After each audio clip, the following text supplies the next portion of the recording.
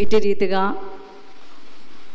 దేవుని యొక్క వాక్యమును పంచుకోవడానికి ఆ దేవాతి దేవుడు నాకు ఇచ్చిన ఈ శ్రేష్టమైన సమయాన్ని బట్టి దేవునికి వేవేల స్తోత్రములు చెల్లిస్తూ ఉంటున్నాను. అదే రీతిగా యాజక బృందం అంతటికి ప్రత్యేకమైన వందనములు చెల్లిస్తూ ఉంటున్నాను. పిసిసి చైర్మన్ గారికి, కన్స్ట్రక్షన్ చైర్మన్ గారికి, ఎల్సిసి పిసిసి వారికి అందరికీ కూడా ఈ యొక్క 27వ దిన శ్రమకాల ధ్యాన శుభములు ఆశీర్వాదములు తెలియజేస్తూ ఉంటున్నాను. కూడి వచ్చిన మీ అందరికీ ప్రభువైన యేసుక్రీస్తు నామమున మరొకసారి ఈ యొక్క శ్రమకాల ధ్యానాల దీక్షలో పాల్గొంటున్న మీ అందరికీ కూడా మరొకసారి యేసుక్రీస్తు నామమున మెండైన ఆశీర్వాదములు దేవుడు మీకు దయచేయాలని మనస్ఫూర్తిగా ఆశీర్వదిస్తున్నాను. చదవబడిన పరిశుద్ధ లేఖన భాగము పరిశుద్ధుడైన యోహాను రాసిన సువార్త 11వ అధ్యాయము 1వ వచనం. అప్పుడు పిలాతు యేసును పట్టుకుని ఆయనను కొరడాలతో కొట్టించెను. ప్రార్థన చేసుకుందాం. సకల ఆశీర్వాదములకు కారణభూతుడైన దేవా, నీ పరిశుద్ధమైన ఘనమైన నామానికి వందనములు తండ్రి. నీ పాదాల చెంత నిలబడి ఉన్నాం. ఇన్ని దినములు తండ్రి నీ వాక్కుతో మమ్ములను బలపరుస్తున్నందుకు, మమ్ములను వాక్యము ద్వారా చిగురింపచేస్తూ ఉన్నందుకు, మా జీవితాలలో ఒకవేళ మేము అనగారిన స్థితిలో ఒకవేళ ఉన్న ఎడల వాక్యమును తండ్రి మా బ్రతులకు దూరపరుచుకున్న ఎడల మరొక్క అవకాశం మాకు ఇచ్చి ఉన్నాం నాయన. మమ్ములను మేము మరలా నీకు నాయన దగ్గరగా ఉండడానికి, నీతో సంధి చేసుకోవడానికి నాయన, నీతో సహవసించటానికి, ఎక్కడైతే పడిపోయామో మరలా తిరిగి లేవడానికి, ఏ స్థితి నుండి నాయన నీ వద్దకు వచ్చామో ఆ స్థితిని మరిచి ఉంటే నాయన మరలా నీ సన్నిధానంలో దానిని మేము నాయన నెమరు వేసుకునిచూ ముందుకు వెళ్ళడానికి మీరు ఇచ్చిన కృపను బట్టి నీకు వందనములు నాయన. అనేకమైన వాక్యములు మా జీవితంలో మమ్ములను తట్టి లేపుతూ ఉంటున్నాయి. ఈ దినమున మరొక్కసారి మీరు మాతో ఏమి మాట్లాడతారో అని అందరము మా హృదయాలను తెరిచి చూస్తూ ఉంటున్నాం. మీ మాటలు మమ్మల్ని ఇంకనూ జీవింపచేయడానికి నీ సహాయము మాకు అందించమని నాయన, వినుచున్న వర్తమానము మా జీవితంలో ఫలింపచేసి నీ యొక్క సన్నిధి మాకు తోడుగా ఉంచమని, అభాగ్యురాలైన నన్ను సిలువ చెంత మరుగుపరచమని పరిశుద్ధుడైన క్రీస్తు నామమున అడిగి వేడుకొనుచున్నాము తండ్రి, ఆమేన్. ప్రభునందు ప్రియమైన దేవుని సంగమా, ఈరోజు మన యొక్క అంశము దైవేచ్ఛ. దైవేచ్ఛ, గాడ్స్ విల్ అంటే దేవుని చిత్తం, దేవుని యొక్క ప్రణాళిక, దేవుని యొక్క ఇష్టం. ఇవన్నీ కూడా దైవేచ్ఛ అనే మాటకు ఒకే అర్థాన్ని తెలియపరుస్తాయి. దేవుని చిత్తం ఏమిటో చదవబడిన పరిశుద్ధ లేఖన భాగంలోనికి వెళ్ళడానికి ముందు ఒక నిజ సంఘటన చెప్తూ ఉంటా. నెల్లూరు జిల్లాకు సంబంధించిన ఒక ప్రాంతం Naidupeta, Saint Peter Lutheran church అక్కడ ఉంది. అక్కడ ఆ చర్చి ఎలా నిర్మించబడింది, అక్కడ దైవేచ్ఛను కలిగిన వారు ఎవరున్నారో ఈరోజు నేను జరిగిన సంఘటన చెప్తున్నా. ఈ యొక్క సెయింట్ పీటర్ లూథరన్ చర్చిలో ఒక 100-150 సంవత్సరముల చరిత్ర కలిగిన సంఘం. అక్కడికి జర్మనీ దేశం నుండి అగస్టస్ మిలీనార్ అనే ఒక వ్యక్తి, ఒక మిషనరీ అక్కడికి వచ్చారు. అగస్టస్ మిలీనస్ అనే వ్యక్తి. ఆయన వచ్చినప్పుడు అక్కడ ఎవ్వరికీ ఆ ప్రాంతంలో దేవుడు అంటే తెలియదు. తన కుటుంబాన్ని, 2 చిన్న బిడ్డలను పట్టుకుని ఆయన అక్కడికి వచ్చిన తర్వాత ఆయన అక్కడ అనేకలు మందికి లోకం వ్యసనాలతో పడిపోతున్న వారందరినీ ఆయన గమనించి ఎలా అయినను క్రీస్తు యొక్క రక్షణ వీరికి తెలియపరచాల అని ఒక దృఢమైన సంకల్పంతో ఏం చేశారంటే ఆయన ఆ ప్రాంతంలో ఉండి సువార్తను చెప్పడం మొదలుపెట్టారు. ఆ సమయంలో ఆయనకు 2 చిన్నపిల్లలు ఉన్నారు. ఆ 2 చిన్నపిల్లలకు మలేరియా అనే వ్యాధి వచ్చి అప్పట్లో ఆ యొక్క వ్యాధికి మెడిసిన్ లేదు కనుక ఆ వ్యాధి వచ్చినప్పుడు ఆ యొక్క సంఘము ఆ చుట్టూ ఉన్న జనాంగం అన్నారట, వద్దయ్యా మీ దేశానికి నీవు మరలా తిరిగి వెళ్ళిపోండి. ఎందువల్లంటే ఈ బిడ్డలను మీరు కోల్పోవలసిన పరిస్థితి ఏర్పడుతున్నది, బిడ్డలు రోజు రోజుకి క్షీణించిపోతున్నారు, ఈ వ్యాధి తగ్గటలేదు కనుక వెళ్ళిపోమని అందరూ ఆయన బ్రతిమాలుతున్నారట. అయితే ఆయన అంటున్నారు, లేదు, దేవుడు నా 2 కుమారులు మా బిడ్డల గురించి చూసుకుంటే కనుక ఈరోజు నన్ను దేవుడు తన యొక్క పిలుపు మేరకు నన్ను ఇక్కడికి పిలిచి ఎంతోమంది నశించుచు ఉన్న ఆత్మలను నీవు రక్షకుడు అని తెలియపరచడానికి దేవుడు నన్ను ఇక్కడ పంపాడు, నేను వెళ్ళేదే లేదు అని ఆయన మొండిగా అక్కడే ఉంటే ఆ 2 బిడ్డలు చనిపోయారు. కొంతకాలమైన తర్వాత ఆ సువార్తను అలాగా వెదజల్లుతూ ఉన్నప్పుడు కొద్ది సంవత్సరములు అయిన తర్వాత ఆయన కూడా చనిపోయారు.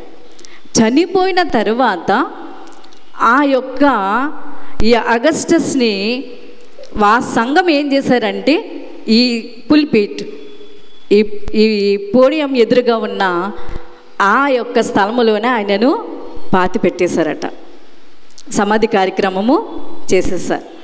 ఇంకా అక్కడ ఆయన ఉన్నాడు. తర్వాత పాస్టర్ గారికి రెస్ట్ రూమ్ ఉంటుంది కదా, ఆ రూమ్లోకి కొందరు వెళ్ళి చూస్తున్నప్పటికీ అక్కడ 2 చిన్న సమాధులు ఉన్నాయి.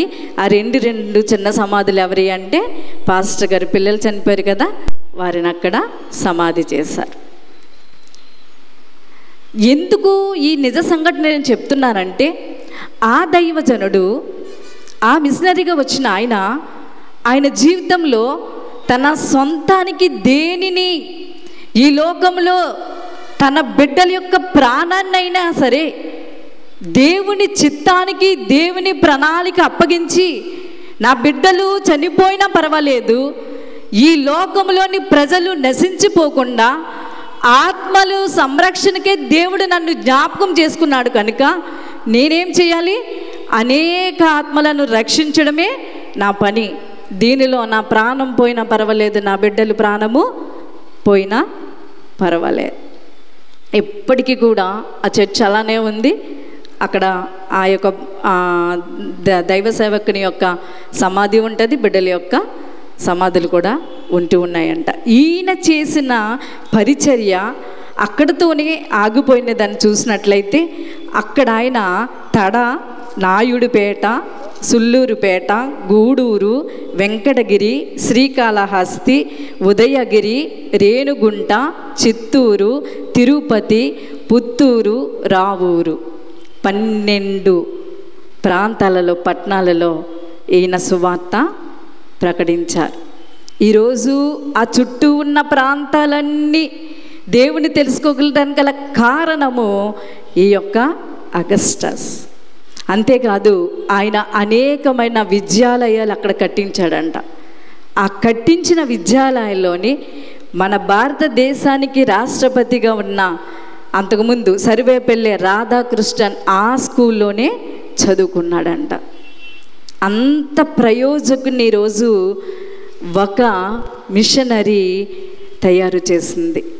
తిరుపతి ఈస్ట్ అనే సంఘం ఉన్నప్పుడు ఆ సంఘంలోని ఆ ప్రాంగణంలోని 16 మంది సమాధులు ఉంటాయి. ఏంటి 16 మంది అంటే అగస్టస్కు సువార్త ప్రకటించడానికి సహాయంగా వచ్చిన వారు 16 మంది మలేరియా వ్యాధి వచ్చి 2 వారాల్లో 16 మంది చనిపోయారు. ఇంకా మిగిలిన వారు 8 మంది ఉంటే వారు చనిపోయినప్పుడు కూడా వీరు ఎక్కడా చలించకుండా మేము బ్రతికితే క్రీస్తు కొరకే, మాకు దేవుడు ఈ పనిని అప్పగించాడు కనుక దేవుని చిత్తము ప్రణాళిక నెరవేర్చకుండా మేము వెళ్ళేదే లేదని వారు అగస్టస్కు సహాయం చేస్తే ఇప్పుడు ఆ నెల్లూరు ప్రాంతం, ఆ చుట్టూ ఉన్నంత ప్రాంతము అంత సువార్త కలగడానికి గల ప్రధాన కారణము వీరి యొక్క ప్రాణ త్యాగం. ఈరోజు ఎంత హ్యాపీగా కూర్చుని మనం వాక్యంలో ఇలా వర్ణించుకోవడానికి, ఇలాగా దేవుని స్తుతించటానికి దేవుడు ఇట్టి తరుణాన్ని మనకిచ్చాడు. కానీ ప్రతి లూథరన్ సంఘం వెనకాల ఒక మిషనరీ ప్రాణ త్యాగాలు, వేదనలు, బాధలు, దుఃఖములు ఉన్నాయి. అది ప్రతి చోట కూడా మనం చరిత్రలోనికి వెళ్తే తెలుస్తూ ఉంటున్నది. ఈరోజు చదవబడిన పరిశుద్ధ లేఖన భాగంలో మనకు యోహాను సువార్త 19వ అధ్యాయము మొదటి 4 వచనములు చదువుతూ ఉంటున్నప్పుడు అక్కడ కూడా ప్రభువైన యేసయ్యను గురించి తండ్రి చెప్తున్న మాట, ఈ దినమున ఈరోజు నా చిత్తము, నా ఇష్టము, నా ప్రణాళిక నేను నెరవేర్చబడడానికి చూస్తున్నానని చెప్తున్నాడు.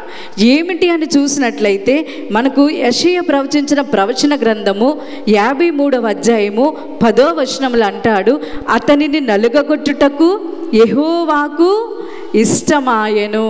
ఈ మాట క్రీస్తు పూర్వము అనేక సంవత్సరముల క్రితము యెషయా యొక్క పరిచర్యలో యెషయా ప్రవక్తతో దేవుడు ముందుగానే మాట్లాడేశాడు. ఏమిటనగా, నా తరువాత నేను పంపబడిన నా వలే వచ్చిన నా కుమారుణ్ణి నలగగొట్టుటకు నాకు ఇష్టము, అది నా చిత్తము, అది నా ప్రణాళిక. కనుక ఈరోజు ఆయనను ఎలా అప్పగించారని చూసినట్లయితే ఆయనను, ప్రభువైన క్రీస్తును 2 హింసలకు గురి చేయబడ్డాడు. ఒకటి శారీరక హింస.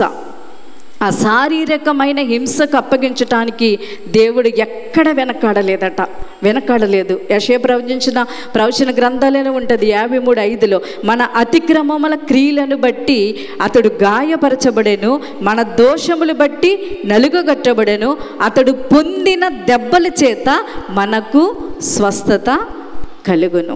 అందువల్లే ఈరోజు దేవుడు తన యొక్క కుమారుణ్ణి ఆ శారీరకమైన హింసకు అప్పగించాడు. మనం ఏదైనా ఒకరిపై కక్ష ఉన్నదనుకో ఏం చేస్తాం? ఆ కోపంతో, ఆ కక్షతో, ఆ వేదనతో ఎలా తీర్చుకుందామా అని చూస్తాం. ఇంకా మనకు వచ్చిన మాటలు, మనకు వచ్చిందంతా ఇంకేం చేస్తామంటే ఆ కోపంలో వదిలేస్తామని. అయినను ఇంకా పగ తీరలేదు, అయినా నీ కక్ష ఇంకా తీరేలా. అప్పుడు ఏం చేస్తామంటే ఆ తీరని సమయంలో ఇంకొక అడుగు ఏం చేస్తామంటే కొట్టడానికి చూస్తాం. శారీరకమైన హింస పెడితే కానీ కొందరుకున్న కోపము, ఆ కక్ష, పగ తీరదు. ఇక్కడ కూడా మొదటిగా శారీరకంగా హింస పెడతారని చూస్తున్న వీరు ఏం చేశారంటే కొరడాలతో కొట్టడం. రాత్రి మాట్లాడుకున్నాం కదా, రాత్రి పాఠాలు ఇవి ఒకటే. కొరడాలతో కొట్టడం అనేది సామాన్యమైన విషయం కాదు. మనం అనుకుంటూ ఉంటాం, ఒక కొరడాన్ని చూసి ఇలా కొట్టు ఉంటారు అనుకుంటాం. ఈ కొరడ ఒక విధమైన రూపకల్పన దీని హ్యాండిల్ వుడ్తో చేస్తూ ఉన్న హ్యాండిల్ ఉంటుంది. దీనికి ఒక 5, 6, 7, 8 చీలికలు ఉంటూ ఉంటాయి. ఆ ఒక్కొక్క చీలికకు కొన్ని సీసపు ముక్కలు, కొన్ని పొదునైన గొర్రెల ఎముకల ముక్కలు, కొన్ని ఇనుప గుండెలు.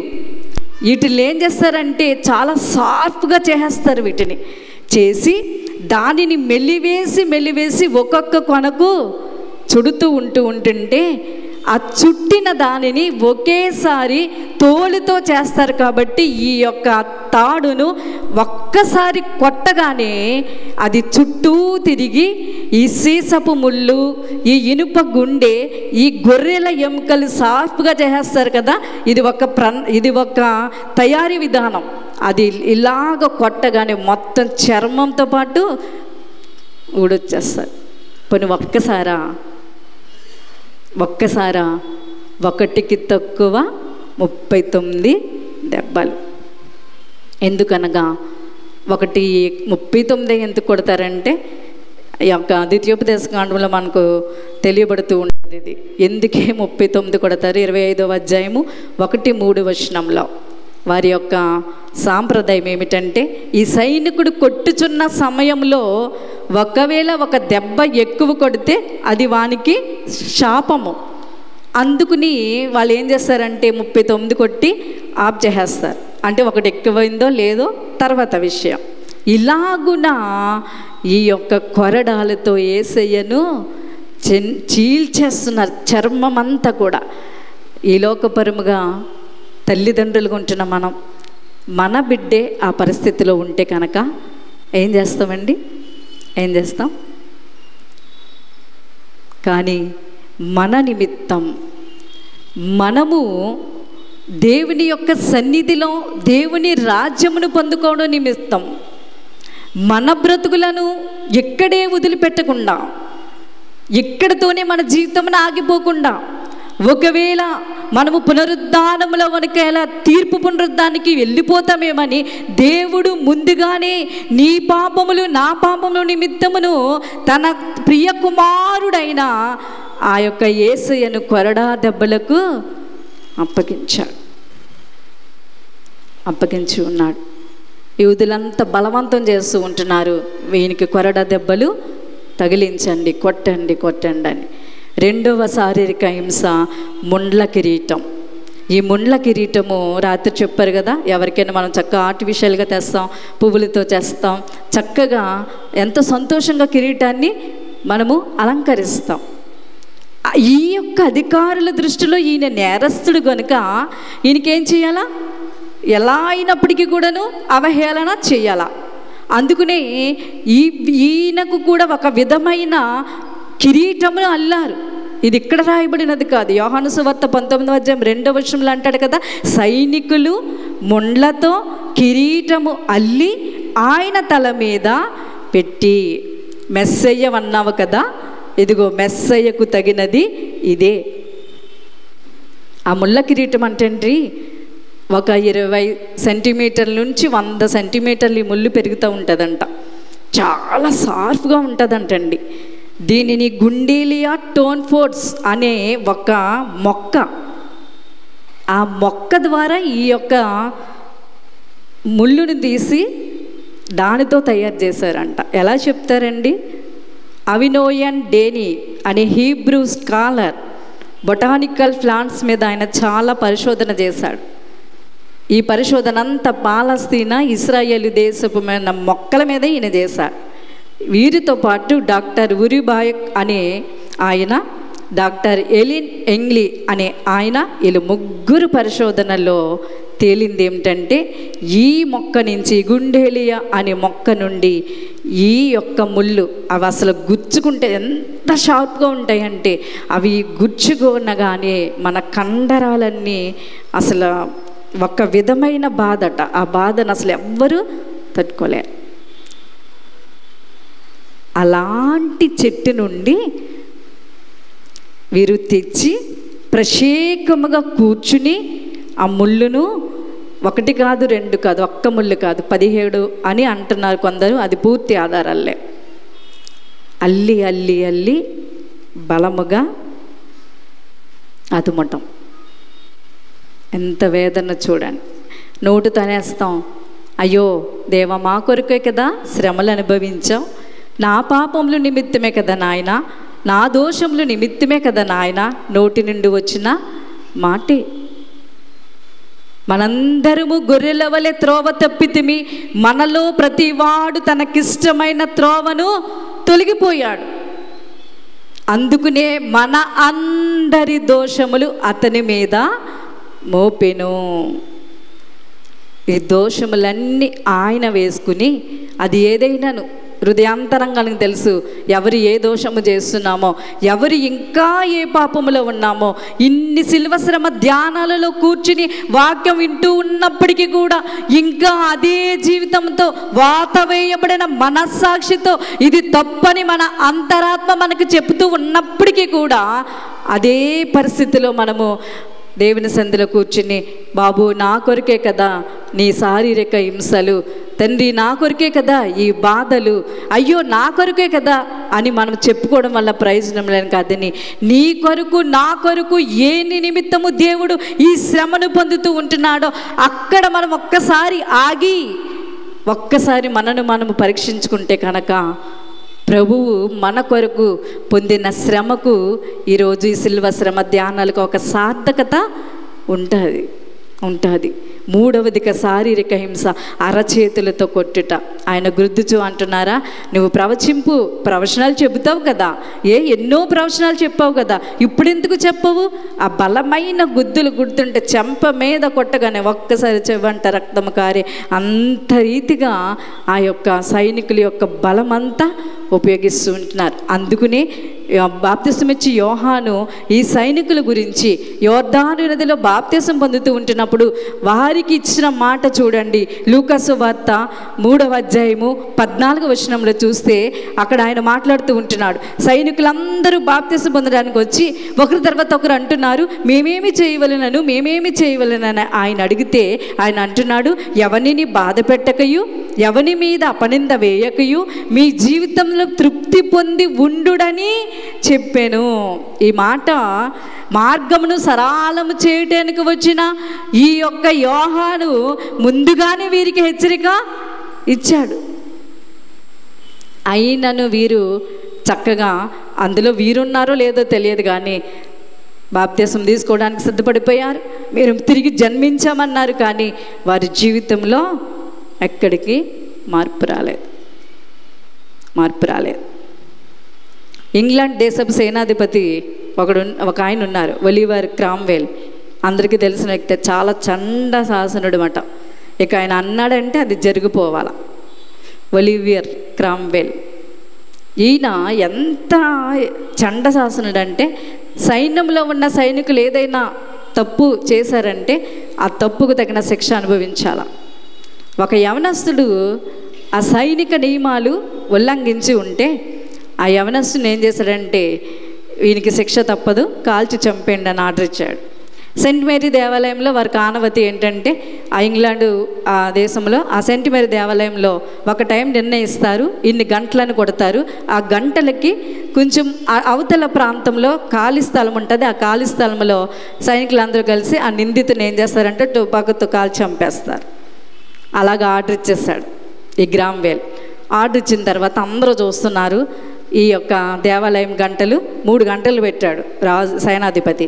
ఆ 3 గంటలకి చూస్తున్నారు అందరూ, గంటలు కొడుతూ ఉంటాయి కదా, అతను చనిపోతాడు, అందరూ వచ్చేస్తారని. ఆ 3 గంటలకి గంటలు కొడుతున్నాడు కానీ ఎవ్వరికి సౌండ్ వినపడట్లా. ఏంటి సౌండ్ వినపడట్లేదని అందరూ చూస్తున్నారు. 3 అయిపోతుంది, 4 అయిపోతుంది, 5 అయిపోతుంది. ఈ లోపల రాజు వారందరికీ తిరిగి రమ్మని కబురు పంపాడు. వాళ్ళందరూ తిరిగి వచ్చినప్పటికీ రాజు దగ్గర ఒక యవనస్తురాలు రక్తసిక్తంతో, తన చేతులంతా రక్తంతో కారిపోయి రాజు దగ్గర పాదాల బడి దగ్గర కొన్న ఊపిరితో ఉంది.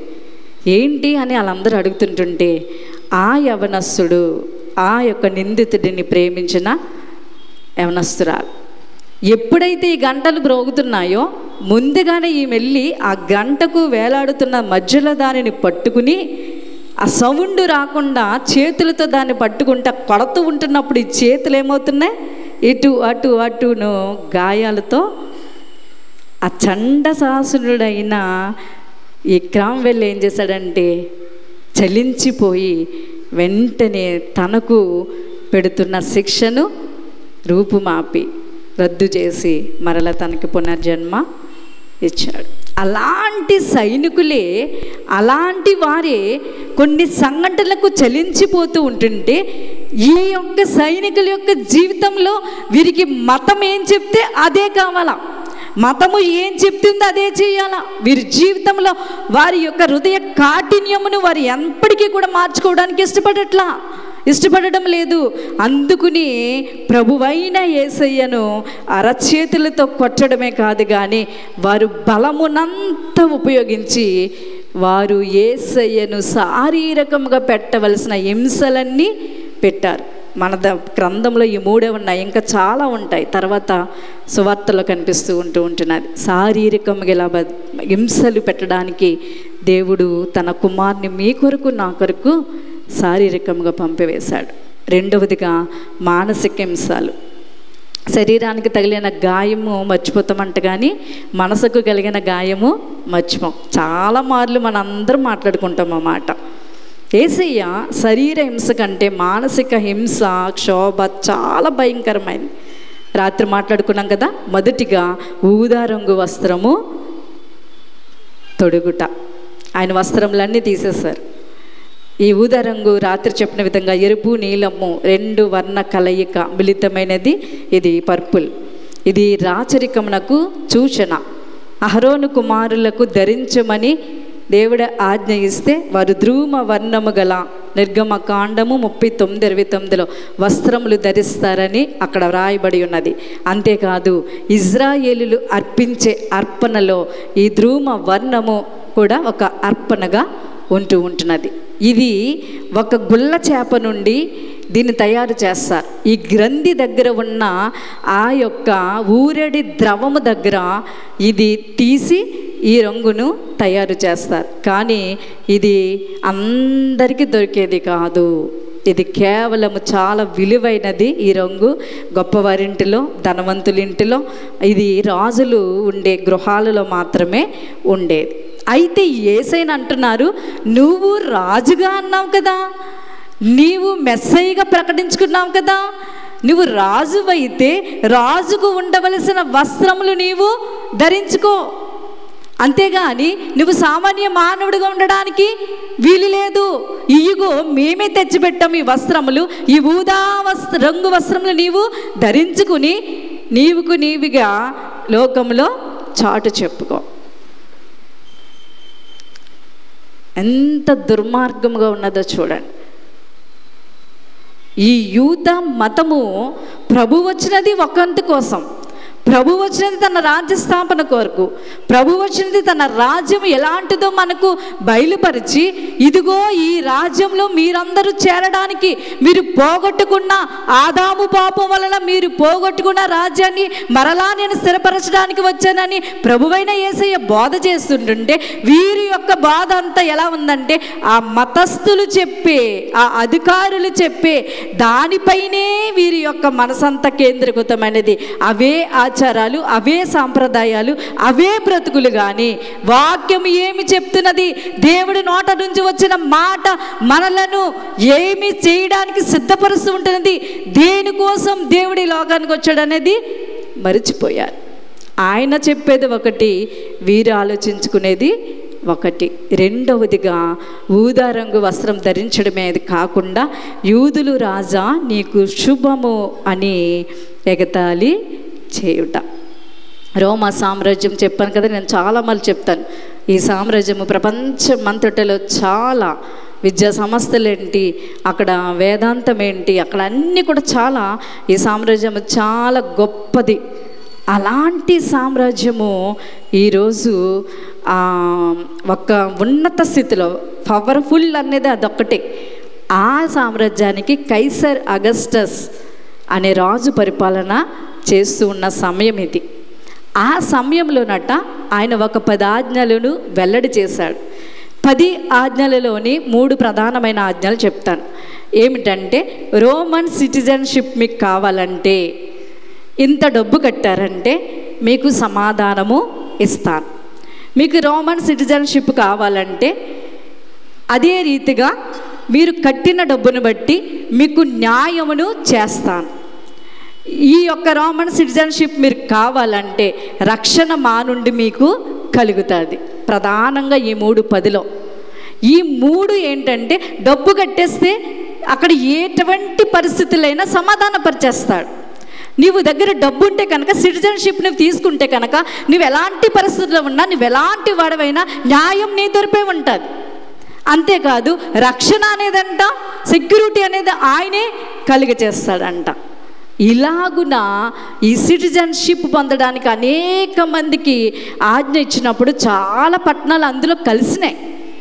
వారందరిని చూసి ఇంకా విరవిగిపోయేవాడు ఈ కైసర్ అగస్టస్. అయితే కొంతకాల పరిపాలన తర్వాత అతడు వృద్ధాప్యంలోకి వచ్చిన తర్వాత కుమారులు లేనందున అతడు కైసర్ తిబేరియస్ అనే వాడిని ఆయన ఏం చేశాడంటే కుమారునిగా దత్తత తీసుకున్నాడు. తీసుకున్న తర్వాత ఈ కైసర్ కొంతకాలం తర్వాత చనిపోయాడు. చనిపోయిన తర్వాత అతని మీద ఉన్న మత అభిమానంతో ప్రతి పట్టణంలో కైసర్ విగ్రహాలు విస్తారముగా పెట్టి, ఈయనే మాకు దేవుడు, మాకు కైసర్ దేవుడు, అతని కుమారుడు మాకు దేవుని కుమారుడు. వీరు మతము అది. ప్రభువైన యేసయ్య ఏమంటున్నాడు? నేను ఈరోజు రాజులకు రాజుగా మీ మధ్యకి నేను వచ్చున్నాను అంటుంటే, మీరు ఇక్కడే ఈ యొక్క రోమనికే మీరు రాజులు, కానీ నేను ప్రపంచవ్యాప్తముగా నేను ఏకైక రాజుగా, నా రాజ్యము మీలాంటి రాజ్యము కాదు, నా రాజ్యము సమాధానమైన రాజ్యం అని చెప్తుంటుంటే అస్సలు మాటలే చెవిని ఎక్కట్లా. భయపెట్టే పరిపాలన చేసే రాజ్యం ఆయనది కాదు, క్రూరత్వంతో ఉండే రాజ్యం ఆయనది కాదు, దోపిడీతనంతో ఉండే రాజ్యం ఆయనది కాదు. ఆయన రాజ్యమే శాంతి సమాధానంతో కూడినది అని చెప్తూ, నా రాజ్యంలో మిమ్మల్ని అందరినీ ఉంచటానికి నేను వచ్చానంటే, వారేం చేస్తున్నారంటే ఆయన భూలోక రాజ్యమును కొరకు ఆయన ప్రయాసపడుతున్నాడేమో, వీరికి పోటీగా వస్తున్నాడనే ఉద్దేశంతో ఆ రాజును ఎగతాళి చేయడము మొదలుపెట్టారు. అందుకని అంటున్నాడు కదా, నా రాజ్యము నీతిని న్యాయమును కనికరముతో కూడినది, మీలాంటి రాజ్యము కాదు. అందుకని అంటాడు, వారు శ్రమ పడుతున్న సమయంలో యోహాను సువార్త 18వ అధ్యాయము 36వ వచనం చూడండి. యోహాను సువార్త 18వ అధ్యాయం 36వ వచనంలో, నా రాజ్యము ఈ లోక సంబంధమైనది కాదు, నా రాజ్యము ఈ లోక సంబంధమైనది అయితే నేను యూదులకు అప్పగింపబడకుండునట్లు నా సేవకులు పోరాడుదురు. ఆయన సేవకులు రావాలంటే అనేక మందిని దేవుడు కిందకు దింపగలడు. నాది ఈ భూలోక సంబంధమైనది కాదు, నాది పర సంబంధమైనది, మీది ఇహ సంబంధమైనది, నాది పర సంబంధమైనది అని చెప్పుతుంటుంటే ఆ మాటలు వారికి అసలు ఎక్కడ అర్థం కాల. వారికి ఎంతసేపు ధనం బాగు చేసుకోవడం, రాజ్యంలో పట్టణంలో ఇంకా అభివృద్ధి చేసుకోవడం, ఒక ఆచారాలు మతములో పెట్టడం, క్రీస్తుని పక్కన పెట్టి జీలకర్రలు పోపులు దశమ భాగాలు శుభ్రాలు చేసుకోవడాలు, ఇదే ఆలోచన. అంతరంగం అనేది ఎలా ఉన్నప్పటికీ కూడా, సున్నము కొట్టిన సమాధి వలె ఉన్నప్పటికీ కూడా వారికి అవసరము లేదు. ప్రభు వచ్చినది అందుకు కాదు, ఇంతకని ఖచ్చితంగా చెప్తున్నాడు. అందుకనే పిలాతు ఎలాంటి వాడైనప్పటికీ కూడా పిలాతు ఆయనను తప్పించటానికి చూశాడు. 2-3 మార్లు ఆయనకు అవకాశం ఇచ్చాడు. ఆయన అంటూ ఉంటున్నాడు, ఇదిగో నువ్వు నీతిమంతుని రక్తమును మీరు చిందించడానికి చూస్తూ ఉంటున్నారు, ఆయన యందు నాకు ఏ దోషము కనపడలేదు అంటుంటే వాళ్ళు అంటున్నారు, లేదు లేదు రాజద్రోహం చేశాడు, మనకు కైసరు రాజు అయితే నేను రాజు అంటున్నాడు కనుక వద్దు వద్దు ఆయనను సిలువ వేశాను. మరలా చెప్తున్నాడు పిలాతు వచ్చి, మరలా ప్రభుని అడుగుతున్నాడు, నువ్వేం మాట్లాడవా అని అంటూ ఉంటుంటే ఆయన మౌనము వహించిన వాడే. ఆయన మౌనముతో అది దేవుని చిత్తము, దేవుని ప్రణాళిక, దైవేచ్ఛ కనుక ఆయన మౌనముతో వదకు తేబడిన గొర్రె పిల్లవలే మనందరి కొరకు తన ప్రాణాన్ని అప్పగించటానికి, సర్వమానవాళి రక్షణ కొరకు తన కుమారుణ్ణి ఆయన శారీరక హింసలకును మానసిక హింసలకును అప్పగిస్తూ ఉంటే దేవుడు తన జీవితాన్ని మన కొరకు అంకితం చేస్తాడు. అయినను ఎన్ని వేల సంవత్సరములు అయినాయో అన్ని వేల సంవత్సరముల నుంచి ప్రభువా నీవే నా దేవుడు అనుకుంటున్నాం మనం.